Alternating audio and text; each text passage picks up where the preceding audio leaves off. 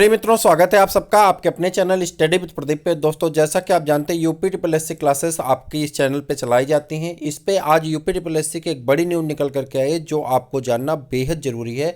2021 की बड़ी खबर है ये। आपको यहाँ पे सारी जानकारी हम आपको देने चल रहे हैं। 1 मिनट आप गौर करिएगा, बस 1 मिनट। हाँ, तो यहाँ पे 2021 की बड़ी जानकारी के साथ हम आपके बीच में उपस्थित हैं। संपूर्ण जानकारी हम बताएंगे पेट एग्जाम के बारे में कि पेट एग्जाम क्या होता है, कैसे होता है और इसका सिलेबस क्या है, इसका पैटर्न क्या है और किस भर्ती पे लागू होगा, किस किस भर्ती पे लागू होगा, किस भर्ती प्रक्रिया पे, पुरानी भर्ती प्रक्रियाओं की क्या स्थिति होगी। अगर आप कोई विशेष जानकारी जानना चाहते हैं तो इस नंबर पर व्हाट्सअप कर सकते हैं और सत्य और सटीक जानकारी के लिए आप चैनल पर बने रहें। पूरी चीज़ों को एक एक करके समझते हैं। सबसे पहले बात समझते हैं पेट एग्जाम क्या होता है। एक्चुअली में यूपी ट्रिपल एस सी में हुआ क्या, धीरे धीरे अभ्यर्थियों की संख्या बढ़ती चली गई।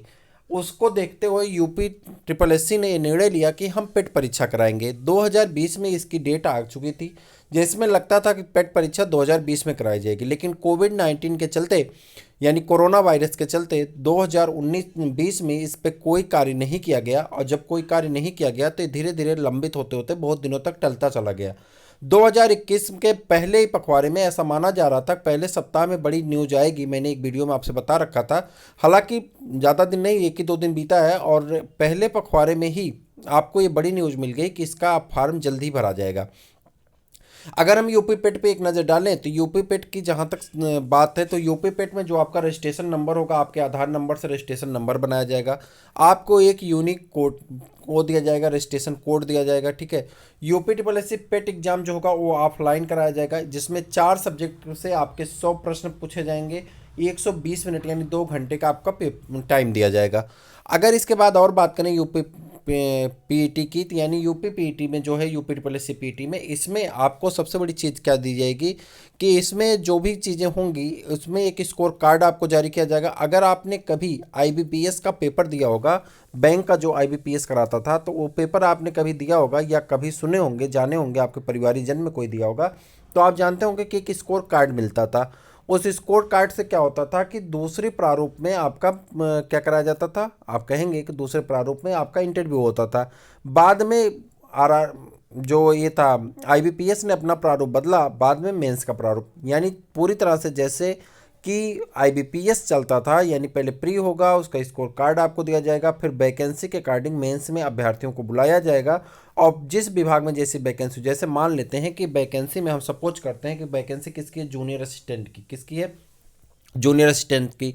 अब इसके लिए जो योग्यता होगी वो 10+2 होगी, पहली चीज़। साथ में आपको क्या होगा, टाइपिंग परीक्षा आनी चाहिए, साथ में आपको ट्रिपल सी आनी चाहिए। तब जूनियर असिस्टेंट के समस्त विभागों की एक साथ भर्ती निकलेगी।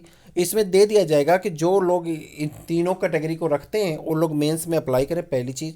दूसरी चीज़, ये मेंस में अप्लाई करेंगे, मेंस का पेपर देंगे। जो इसमें से क्वालिफाई करेगा, जैसे टेट होता है ना, तो सुपर टेट के लिए जो इसमें से क्वालिफाई करेगा वो टेट टाइपिंग परीक्षा देगा और आराम से वो अपने सिलेक्शन की तरफ आगे बढ़ जाएगा। इसी तरह से जैसे मान लेते हैं ट्यूबवेल ऑपरेटर का है, नलकूप विभाग का है, ठीक है, या किसी और विभाग का है, या उसे मान लीजिए कंपाउंडर का आता है। तो इस तरह की जो वैकेंसियां होती हैं जिसके लिए जो अलग अलग कोर्स होंगे, उन समस्त भर्तियों को एक साथ समाहित करके आयोग निकालेगा और फिर उसके हिसाब से आपका प्री मेंस, उसके बाद मेंस में आपका होगा और उसके बाद उसके लिए जो स्पेशल टेस्ट हो, जैसे मान लो स्टेनोग्राफर का होगा तो स्टेनो होगा, टाइपिंग का होगा टाइपिंग होगा, मान लो किसी कंप्यूटर है तो कंप्यूटर होगा, ठीक है, किसी का अनुवाद ट्रांसलेटर का है तो वो अनुवाद ट्रांसलेट करने वाला मेंस में देगा।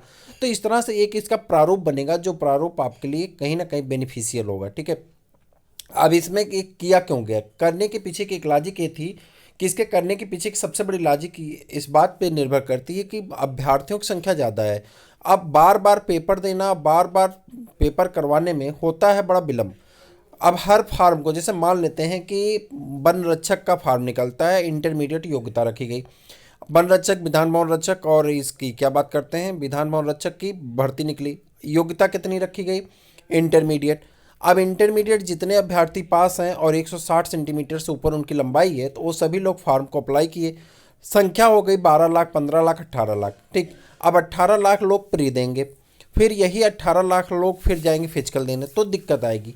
लेकिन अगर प्री एग्जाम एक साथ करा दिया गया 18 लाख लोगों को, उसके बाद क्या देख भैया जो 160 सेंटीमीटर वाले हैं वो लोग आएंगे, तो इन्हीं की संख्या घट करके कितनी हो जाएगी, प्री में पास फेल के हिसाब से घट करके इनकी संख्या कितनी हो जाएगी, इनकी संख्या घट करके कम हो जाएगी और 3 लाख से 4 लाख यानी वैकेंसी 3 महीने 4 महीने 5 महीने में कंप्लीट हो जाएगी। तो जो अभ्यर्थी हैं उनको कोई प्रॉब्लम नहीं होगी।